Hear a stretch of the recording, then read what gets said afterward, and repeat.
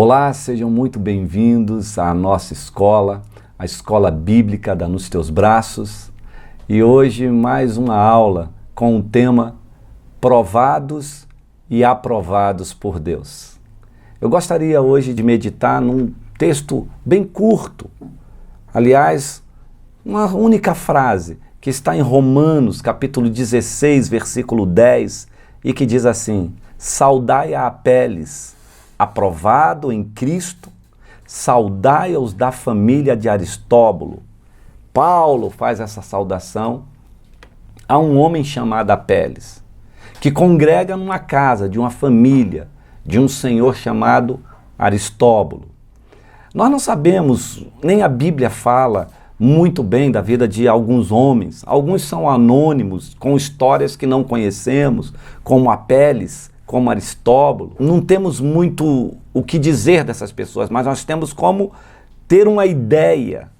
Aristóbulo, na verdade, deixou seus bens ou sua casa a serviço do ministério de evangelização. Não necessariamente Aristóbulo tenha sido um cristão fervoroso, mas só o fato de liberar sua casa, a sua família ouvir o evangelho, os escravos, os cooperadores de Aristóbulo, indica que essa família é uma família abençoada.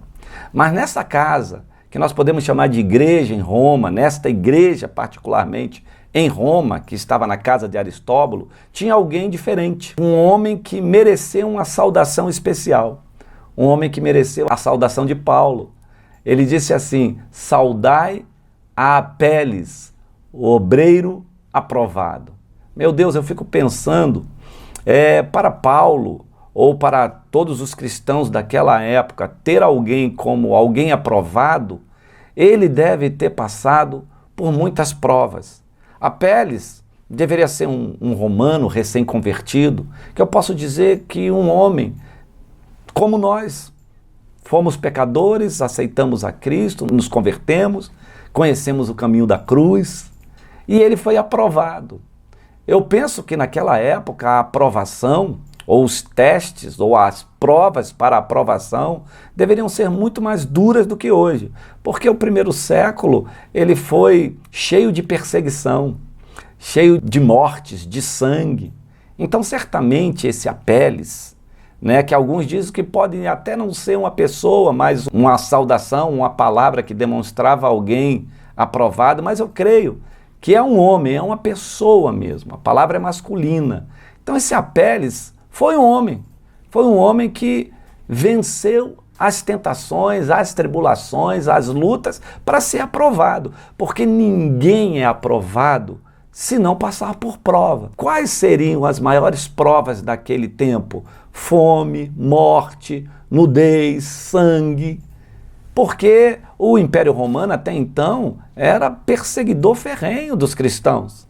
Então acredito que Apeles naquele tempo enfrentou a morte, não negou o nome de Cristo, ele ajudou, fez muita obra social, porque havia muita fome naquele tempo, os cristãos eram perseguidos, os cristãos nem enterrar os seus mortos com dignidade eles faziam.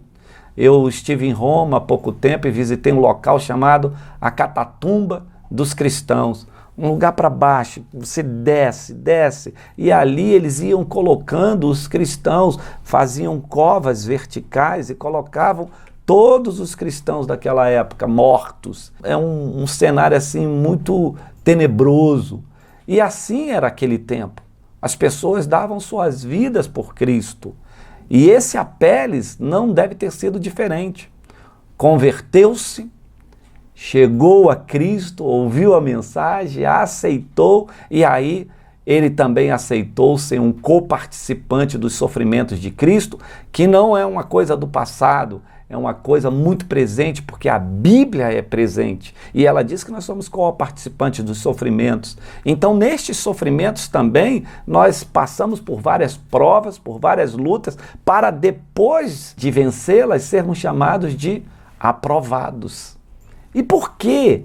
Porque hoje a aula é um obreiro que é provado e aprovado? Porque as lutas e as provações, elas estão diante dos nossos olhos todos os dias, todas as horas. Nós levantamos, nós já enfrentamos adversidades. Não obstante a nossa fé, que nos faz orar, agradecer a Deus por mais um dia, por uma noite de sono abençoada, a gente enfrenta lutas. Guardadas as proporções de morte, hoje nós enfrentamos outras. Hoje, por exemplo, em nosso tempo, nós estamos enfrentando lutas de isolamento, de confinamento, luta contra a enfermidade. Nós estamos enfrentando a indiferença, a incredulidade. E nós precisamos vencer tudo isso aí para amanhã ser chamado de obreiro aprovado. Outro ponto a se considerar que geralmente essas pessoas que são aprovadas, elas são anônimas. Elas vêm de um anonimato. Né? Deus gosta disso. Nós só vamos saber da nossa história toda verdadeira diante de Deus, do que foi uma lição onde nós obtivemos aprovação diante de Deus. Porque o dia a dia nós somos aprovados. Olha, o mundo pode conhecer da nossa obra, mas só diante de Deus, naquele dia que nós encontrarmos com Ele, nós vamos saber a trajetória real da nossa história, onde fomos aprovados e onde fomos reprovados. Este momento está descrito em Corinto. Paulo falou que vai ser no tribunal de Cristo. As nossas obras serão provadas também. E ali haverá um anúncio do que houve na nossa caminhada aqui na terra. Mas este homem Apeles, por tudo que ele fez, ele foi reconhecido por Paulo e reconhecido pelos demais cristãos em Roma. Amém? E eu queria falar para você, por que nós devemos ser aprovados? Por quê? Porque Cristo foi aprovado, ele foi provado e aprovado. Porque Jesus Cristo, o mestre dos mestres, é chamado de varão aprovado. Por quê? Porque certamente a história do Senhor, a história que é conhecida mundialmente, ela segue os séculos. Nós conhecemos um Cristo provado e aprovado, mestre de mestres, mas que passou tribulação e uma luta de morte. E se entregou à morte para ressuscitar e ser considerado aprovado e deixar o legado para nós. Nós também devemos passar pelas provas para então sermos aprovados. Primeiro o homem é provado, para depois ser aprovado. Então ninguém é aprovado, ganha o título de aprovado. As pessoas às vezes confundem.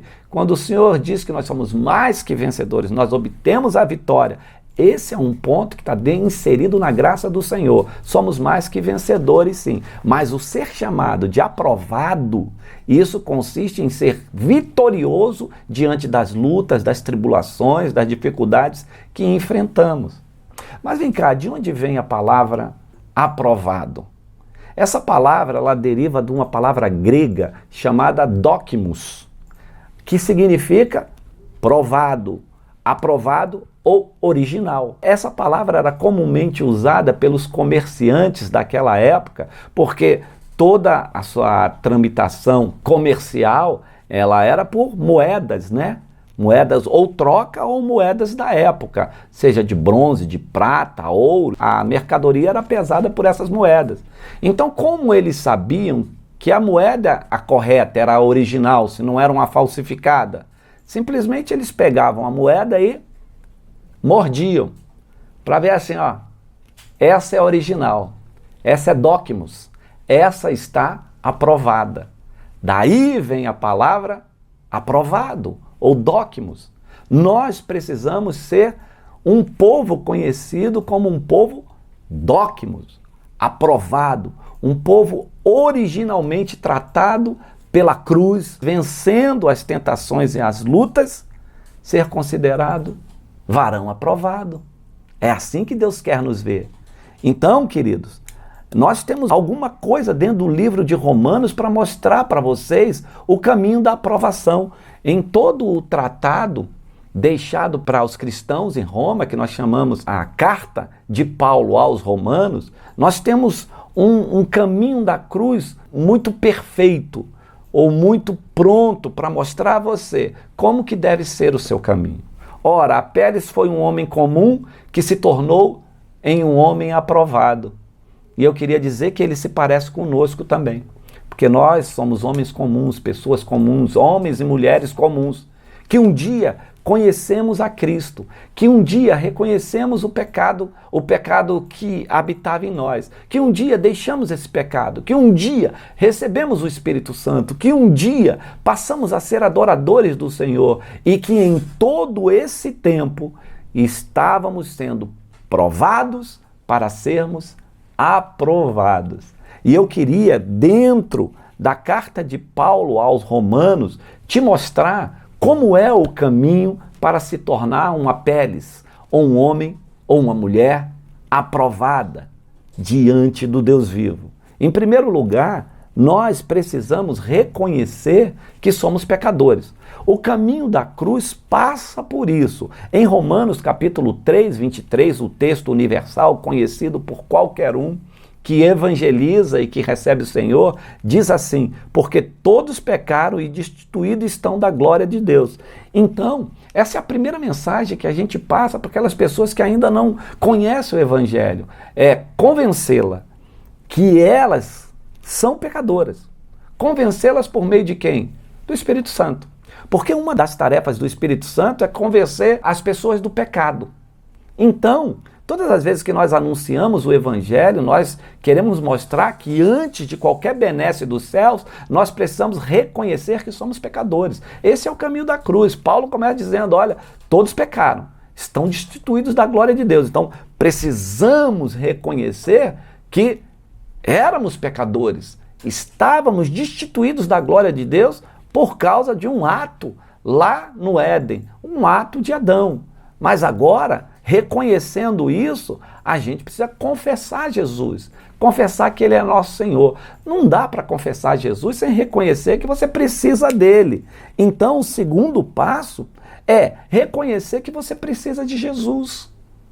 Ora, nós estamos nas aulas, nas escolas bíblicas, não somente nós, todas as igrejas têm sua escola, têm os seus ensinamentos, nós fazemos a nossa parte, nós fazemos a nossa humilde parte de mostrar para você que, além de saber que você é um pecador, você precisa reconhecer que quem pode te livrar do pecado? Só Jesus. E essa escola é cristocêntrica. Jesus é tudo, tudo para nós, em nós e por nós. Então, se estou falando aqui, eu estou pregando o Cristo, o ungido, aquele que ressuscitou. E olha o que diz em Romanos, aí Paulo ainda escreve, Romanos capítulo 5, versículos de 9 a 11, diz assim: logo, muito mais agora, tendo sido justificados pelo seu sangue, seremos por ele salvos da ira.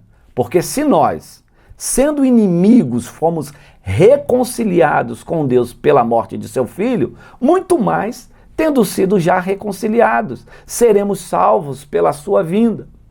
E não somente isso, mas também nos gloriamos em Deus por nosso Senhor Jesus Cristo, pelo qual agora alcançamos a reconciliação.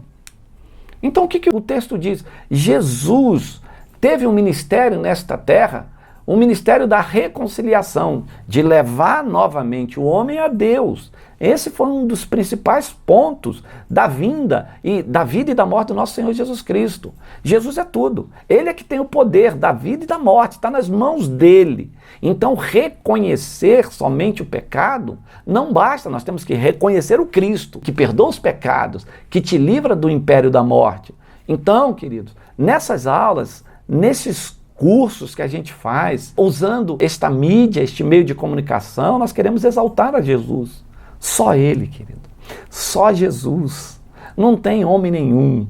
Não tem nenhum tipo de autoajuda sem o nome do nosso Cristo. Ninguém pode te ajudar no contexto alma e espírito se não for o Cristo Jesus, o único que pode tocar nessa parte do homem, alma e espírito. Só Jesus, querido. Não tem outro jeito. Somente a Ele a nossa glória. Então reconheça hoje mesmo. Reconheça, hoje você está aí na sua casa. Reconheça assim, quem é Cristo para mim? E o que eu sou para Cristo? Certamente, será que eu estou reconhecendo Jesus como Senhor da minha vida? Porque se você reconhece Jesus como Senhor da sua vida, é Jesus que manda. Porque é o Senhor que dá ordem, não é você, não sou eu. Se você tem um Senhor sobre a sua vida, é Ele que manda. Então, antes de fazer alguma coisa, pergunta a Ele. Se Ele libera, se Ele abençoa. Por isso que oramos. Porque a gente diz assim, Jesus Cristo é o meu Senhor e o meu Salvador. E eu faço aquilo que me apraz, do meu jeito, do meu modo, Ele não é Senhor. Ele nunca vai ser Senhor da sua vida. Se Jesus é Senhor, antes de fazer alguma coisa, pergunta a Ele, posso? Tenho permissão? O Senhor me abençoa? É exatamente isso que um filho deveria perguntar ao pai. Pai, o Senhor me abençoa? Eu posso? Eu devo? Porque se um pai é um senhor sobre o filho, então também deve, da parte do filho, haver uma busca da anuência paterna. É assim que é Jesus sobre nós. Ele é Senhor, sendo Senhor, e se você o reconheceu como Senhor, e você o tem como Senhor, você busca a bênção e é abençoado. A terceira coisa que eu gostaria de falar em Romanos é que nós devemos promover na nossa vida um processo de santificação. Olha o que diz em Romanos, capítulo 6, versículos 22 e 23. Diz assim, mas agora, libertos do pecado, reconhecemos Cristo, fomos libertos do pecado e feitos servos de Deus, tendes o vosso fruto para a santificação e, por fim, a vida eterna. Porque o salário do pecado é a morte, mas o dom gratuito de Deus é a vida eterna. Por Cristo Jesus nosso Senhor. Olha, o processo para ser aprovado passa pela santificação. Não tem jeito. Nós precisamos nos santificar. Porque se Jesus nos libertou da morte, quando nós reconhecemos que éramos pecadores e aceitamos o Cristo, nós agora precisamos passar por um processo de santificação. Nunca esqueça isso. Não adianta você entrar na igreja, Cristo é meu Senhor, Cristo é meu Deus, se você não promove na sua vida um processo de santificação, de santificar-se. O que é isso? Deixar o mundo. Não somente deixar o pecado, mas deixar a estrutura do mundo. E eu tenho dito às minhas ovelhas que não é só deixar o pecado, deixar o mundo, deixar as coisas que são pecaminosas. Também aquele que quer conhecer o caminho da cruz e quer ser um obreiro aprovado, deve este também deixar de fazer aquilo que é comum.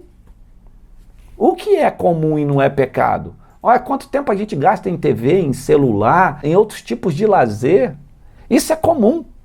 É comum, mas esse tempo poderia ser dedicado ao Senhor, a uma leitura da palavra, a uma oração de intercessão, orar pelo nosso país, orar por pessoas que estão em convalescência, orar por pessoas que estão sofrendo, mas isso também não é pecado. Se você, à noite, depois dos seus afazeres, né, assistir uma série na Netflix, assistir um bom filme, ou assistir outras coisas, isso é comum, não é pecado. Mas o obreiro que quer ser aprovado, até disso se abstém. É assim. Isso também faz parte do processo de santificação.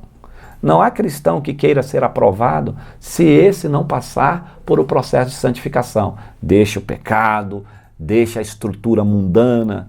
Qual é a estrutura do mundo? É a estrutura de corrupção, de malandragem, a estrutura de defraudação, de roubo. Essa estrutura toda é a estrutura que está no mundo. Além de deixar isso, você deixa as atividades que proporcionam na carne os seus prazeres, sejam elas na esfera sexual, na esfera da incredulidade, da imoralidade.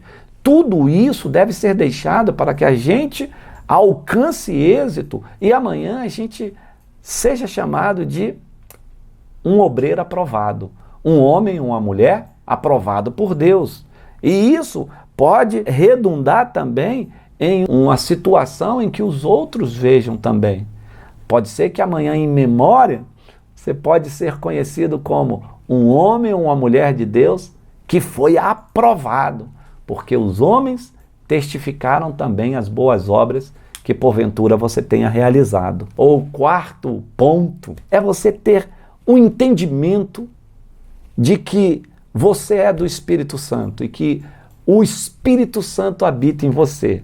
Romanos capítulo 8, versículo 11 diz assim: e se o Espírito daquele que dentre os mortos ressuscitou a Jesus habita em vós, aquele que dentre os mortos ressuscitou a Cristo também vivificará os vossos corpos mortais pelo seu Espírito que habita em vós.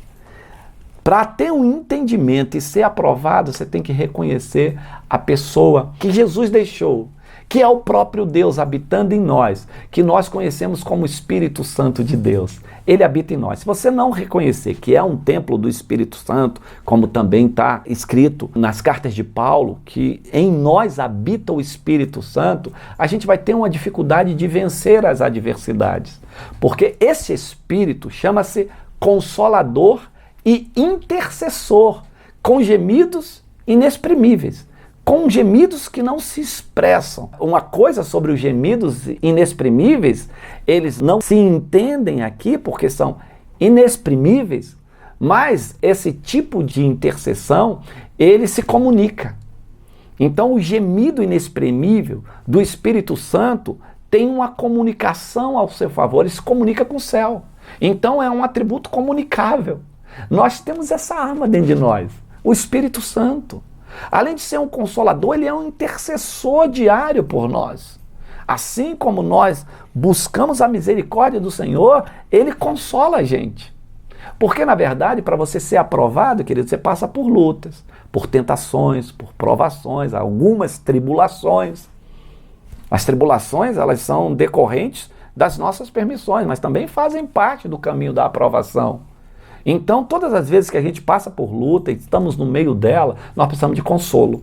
Porque quem consola um ente querido ou uma pessoa querida que perdeu alguém? Quem consola um pai quando perde um filho? Quem consola uma mãe quando perde um filho? Quem consola quando há uma grande luta, quando há choro, tristeza? Nós proferimos as nossas condolências, os nossos sentimentos, o nosso abraço, o nosso sorriso, mas o maior consolador está dentro da gente. Nas suas maiores angústias, nas suas maiores lutas, tem alguém te consolando. É o Espírito Santo de Deus. Olha, diferentemente de uma consolação visível que Jesus recebeu quando estava chorando, né? Quando estava gemendo no Gólgota, dizendo: Pai, se for possível, passe de mim esse cálice. Naquela hora, diz as Escrituras, que o suor dele se transformava em sangue, como uma angústia, uma dor intensa na sua alma. E ali o Senhor trouxe ainda os seus anjos para estarem ao lado. Foi necessário trazer anjo. Tal foi a angústia do Senhor Jesus Cristo. Tal foi o que ele passou. E o que ele passou, nenhum sentimento humano na alma passou quando ele esteve no Gólgota. Porque sabia da destruição do corpo e da luta que ele ia passar lá na frente. Então, quem consolou Jesus, além do Espírito pleno dentro dele, anjos vieram consolá-lo. Hoje nós temos o Espírito dentro de nós, que é o Consolador. Na hora que você estiver passando luta, querido, na hora que você estiver chorando, às vezes você não fala nada para ninguém, às vezes você não compartilha as suas lutas com ninguém, porque talvez ninguém vai entender mesmo, né? Ou você pensa que ninguém entende. Compartilhe com Deus. Deus vai entender. Deus vai entender e vai fazer com que a consolação dele seja também plena para você. É isso quem faz é o Espírito Santo de Deus. Se você já foi um pecador, reconheceu Jesus, reconheceu o senhorio do Senhor Jesus Cristo, se você foi uma pessoa que andou se santificando e está se santificando, agora entenda, na hora das suas maiores provas, o Espírito Santo está apto a te consolar. Amém, queridos? Também, no processo de vida com Deus, para se tornar aprovado, isso tudo está em Romanos. Nós precisamos entender que nos tornamos mais que vencedores. E eu quero te mostrar em Romanos, capítulo 8, versículo 37, diz assim: mas em todas as coisas somos mais que vencedores por aquele que nos amou. Queridos, o ser mais que vencedor, ele é uma bênção futura. Você é agora, mas você só vai obter verdadeiramente a vitória na sua ressurreição, diante do Senhor. Então, queridos, na hora da luta, nós precisamos lembrar que nós somos mais que vencedores. Algumas pessoas, quando davam conselhos da seguinte maneira, quando alguém era atribulado, ou o inimigo, ou os demônios, ou Satanás estava tentando, as pessoas diziam assim, olha, quando você estiver sendo tentado por Satanás, mostra para ele o futuro. Quem ele vai ser no futuro e quem você será no futuro, porque ele vai virar um churrasquinho no inferno e você vai virar um homem glorioso, uma mulher gloriosa no reino de Deus. Então, o ser mais que vencedor aponta para o futuro. Esse é um sinal da esperança que Jesus deixou. Ó, você passa a luta hoje, massacram, abalam igreja, matam cristãos, né? Fazem o que já fizeram com todos os cristãos, maltratando. Mas eles continuaram sendo mais que vencedores. Então, quando você perder algo, quando você sentir que alguma coisa te abalou, você levante as mãos e diga assim, eu sou mais que vencedor em Cristo Jesus. Se eu perdi um carro, uma casa, um bem, alguma coisa, eu tenho meu Cristo. Melhor é acumular nos céus o tesouro, porque lá o ladrão não rouba, a traça não corrói. É o que Jesus prometeu para nós, o reino dele, viver com ele eternamente a começar do milênio. Isso é ser mais que vencedor, porque se você tornar essa palavra mais que vencedor aqui como coisa carnal, como coisa deste mundo, você vai perceber que você já perdeu muita coisa, que você não foi vencedor, nem mais que vencedor em muitas batalhas que você travou na esfera humana, na esfera do mundo. Mas se você se manteve firme diante do Senhor, diante daquele que pode fazer algo por você, você pode declarar com toda certeza que você é mais que vencedor. Não obstante perdas neste mundo, nós estamos ganhando, para um dia o Senhor nos entregar uma coroa de glória, uma coroa gloriosa. É isso que Paulo, ele fala aos Tessalonicenses, olha, guarda o que tem para que ninguém te roube. Não é salvação, é o que você vem semeando neste mundo, plantando como uma pessoa que é mais que vencedora, para naquele dia você obter as benesses dos céus, as bênçãos do Senhor, os presentes celestiais. Amém, queridos? E por último, nós precisamos aprender, na hora das lutas, na hora das provações, nós precisamos aprender a se regozijar em Cristo Jesus, reconhecendo que nós somos membros do corpo dele e participantes da família de Deus. Olha o que está escrito em Romanos capítulo 12, versículo 5. Assim nós, que somos muitos, somos só um corpo em Cristo, mas individualmente somos membros uns dos outros. Nós somos da família de Deus. Então o que acontece? É muito bom, querido, você está ligado ao seu pastor, à sua congregação, à sua igreja. Essa instituição terrena, ela é sobrenatural. O corpo de Cristo é a própria igreja, a igreja do Senhor. Então você fala assim, eu sou a igreja, você faz parte do corpo. Você pode ser um cílio, uma sobrancelha, um olho, um braço, uma mão, um dedo. É assim que Paulo nos ensinou sobre ser corpo. Então você separado, você não é o corpo. Você não é a igreja. Você é um membro. Você é um membro. Por isso as pessoas dizem assim, eu posso existir sem igreja? Pode, sua fé. Se não houver jeito de estar dentro da igreja, lá você vai ser considerado como um servo do Senhor, um membro de Cristo, né? Mas, podendo estar dentro da igreja, podendo conviver como família de Deus, isso você não deve abrir mão. Então, ninguém separado, estou separado porque eu não gosto mais de igreja, não gosto mais de pastor, não gosto. Querido, você está todo errado. Volta para a igreja. Você é um membro que vai funcionar na igreja, ativamente. Se a igreja te envia, você considera-se ligado ao Senhor.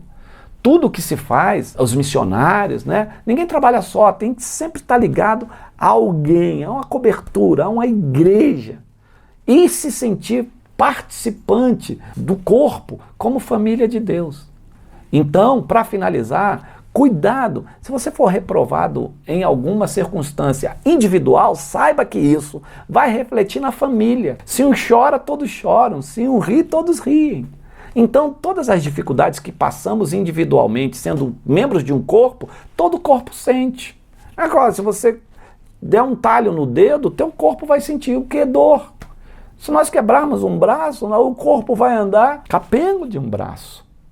Então, saiba de uma coisa, para ser aprovado também, nós precisamos entender o sentimento de corporativismo. O que eu faço reflete no corpo. Se Apeles foi um obreiro aprovado, olha, a bênção de Deus coube a toda a casa de Aristóbulo, porque certamente Aristóbulo, a casa dele foi citada, ganhou essa proeminência, essa relevância, porque dentro dessa casa tinha um obreiro aprovado, um homem chamado Apeles. Então o que ele fez refletiu na igreja. E eu termino esse vídeo dizendo, tudo que você faz individualmente reflete no corpo, reflete na igreja. Então a gente tem que pensar nos outros antes de tomar as nossas decisões. Por isso nós somos membros do corpo de Cristo, membros uns dos outros, membros de uma família real, uma família que vai reinar. Nós poderíamos ser chamados e intitulados de família real, a família que estará reinando com Cristo. Nós somos uma família real. Seja você assim, Apeles, provado e aprovado pelo Senhor. É isso. Que Deus abençoe a sua vida rica e abundantemente.